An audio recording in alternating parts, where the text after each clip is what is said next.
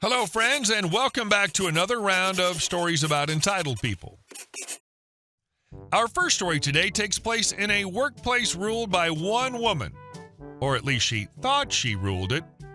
But before we begin, best way to support our channel is to leave comments, like, and subscribe with a turned-on bell so you don't miss the new video every single day. All right, let's get into it. How I broke the office dictator.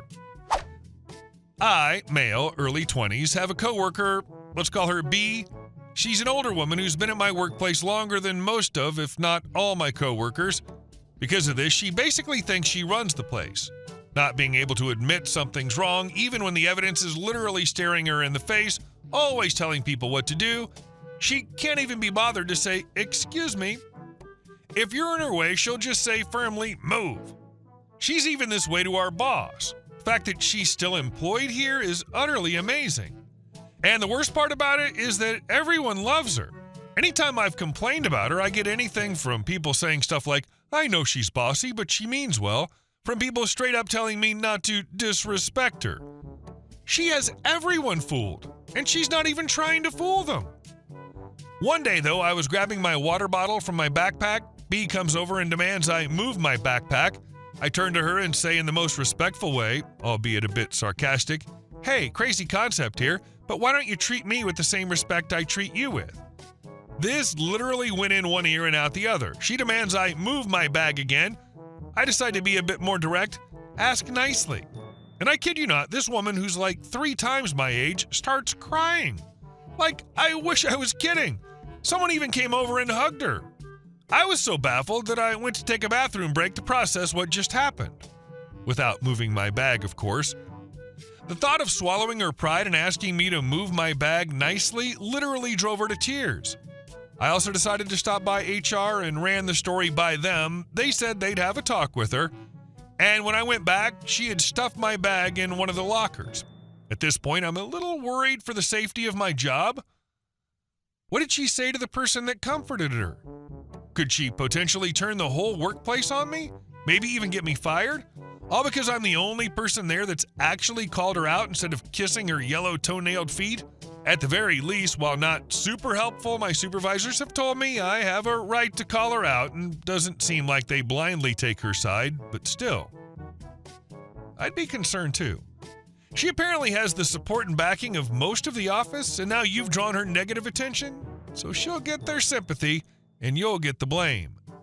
If it was me, I'd do my best to avoid any confrontation with her. Being right won't matter if you get no support. And our second story. I watched a coworker take his first step toward freedom from his mother. So this happened last week, but I still think about it sometimes, and every time I do, I feel this mix of secondhand rage and deep, quiet pity. A new guy joined my team at the start of last month. Let's call him Sam. Early 30s, quiet, polite to a fault, the kind of person who apologizes if you bump into him. He was always looking over his shoulder, flinching when people called his name, speaking like every sentence needed to be pre-approved. At first, I figured he was just shy or maybe new job nervous. Everyone's awkward their first week. But within a few days, I started noticing something strange. His phone. It rang constantly, not just once or twice an hour. I mean, every 30 minutes on the dot, like he had a built-in alarm for misery. He'd excuse himself, take the call, come back pale and quiet, then try to pretend everything was fine. Eventually, curiosity and concern got the better of me. "Everything all right, Sam?" I asked one afternoon. He hesitated, then gave this weak little laugh. "Yeah, it's just my mom." I thought he meant something normal, like checking in because he'd just moved or maybe a health issue. Nope, he meant it literally. His mother was calling him every 30 minutes to check what he was doing. "Like, for what?" I asked. He shrugged helplessly. "She just likes to know where I am, who I'm with, what I'm doing, what I had for lunch." I stared at him. "Every half hour?" "Yeah," he said softly, "she worries." It wasn't just worry, it was control disguised as love.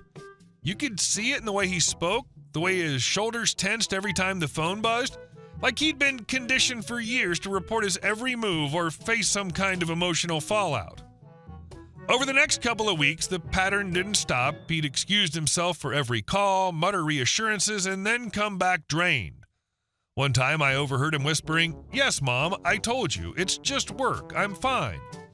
I wanted to tell him to turn off his phone, but honestly, I don't think he could. Not yet. Then came the night everything boiled over. It was month end, the busiest time for our department. Everyone had to stay a few hours late to finish reports. Nothing crazy, just standard corporate chaos. Around 8 p.m., the office was quiet except for the sound of keyboards and the hum of the air conditioner. Then, ring, ring! Sam froze. You could see the panic in his face.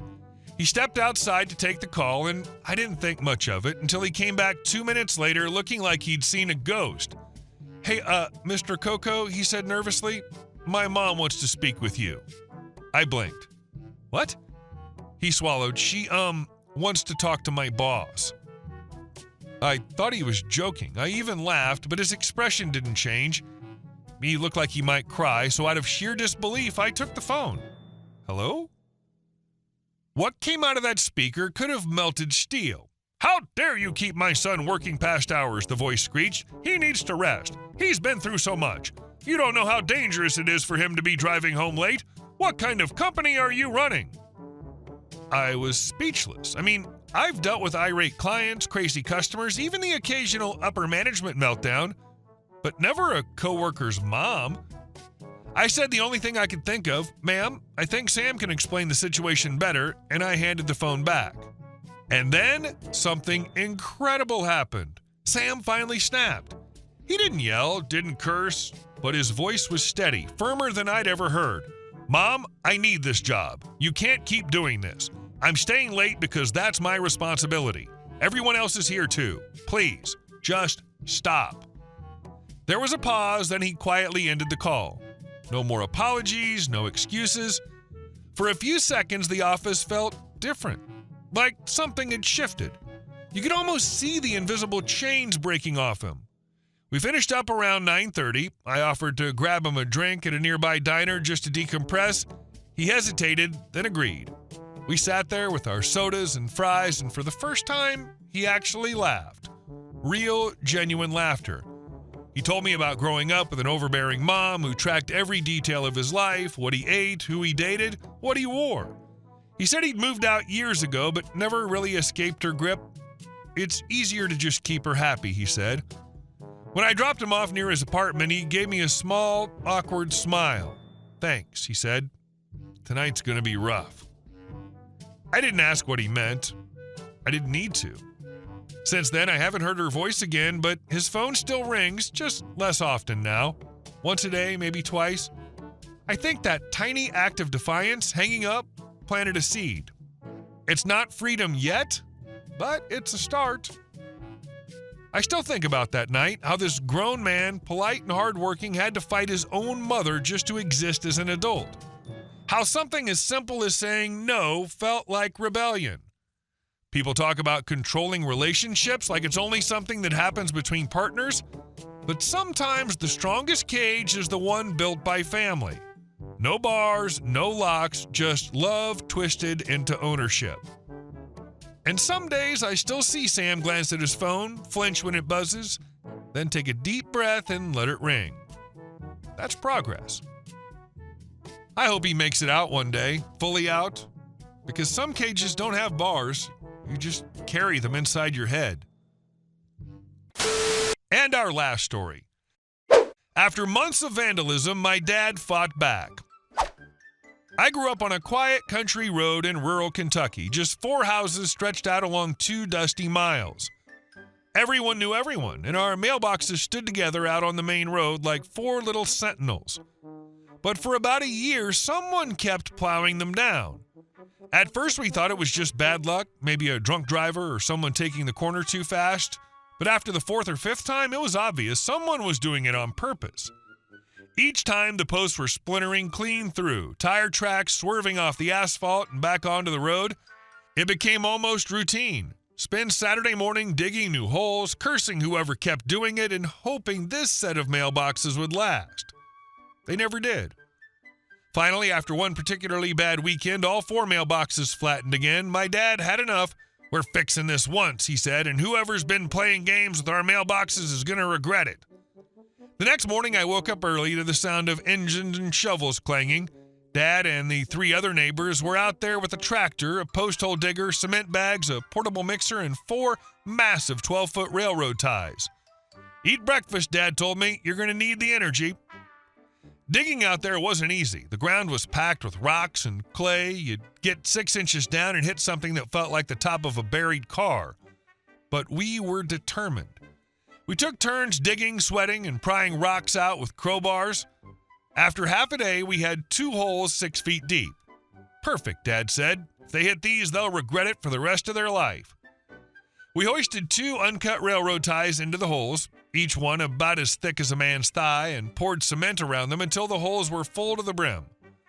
Then we attached a thick wooden crossbeam across the top and mounted all 4 mailboxes neatly on it. The whole thing looked like it could survive a tornado. We all stood there admiring it, covered in dirt and sweat. "Well," said our neighbor Chuck, "let's see him try and take this one out." About a month later, we got to see exactly that. It was a cold morning, and a few of us kids were waiting for the school bus by the mailboxes. I remember seeing the twisted remains of an old blue Buick Century sitting half on the road, half in the ditch, its front end completely caved in, one wheel bent at a sick angle. The car was empty. We ran to the nearest house to tell Chuck's wife. By the time the bus came, the car was still there, steam curling from under the crumpled hood. Later that afternoon, the story spread like wildfire. Turns out the driver was a 14-year-old kid who'd gotten his daytime license just a few months earlier. He'd been speeding down the main road, probably showing off, and tried to nudge the mailboxes like he'd done before. Except this time, the mailboxes didn't budge. The car, on the other hand, didn't fare so well. The cops ticketed him for reckless driving and speeding, and because he'd already gotten a ticket the week before, he automatically lost his license until he turned 16. His parents' insurance refused to pay for the damage once they learned why it happened. Apparently, vandalism doesn't qualify as an accident. To make it worse, the insurance company moved the entire family into a high-risk category, doubling their premiums even though their kid couldn't drive anymore. When his dad tried to fight it, claiming our mailbox structure was illegal, the sheriff just laughed. Turns out in our county, there weren't any regulations about how mailboxes had to be built. The deputy said it best: "If your boy drove into a telephone pole, would you call the power company to complain?" After that, no one so much as brushed a tire near those mailboxes again.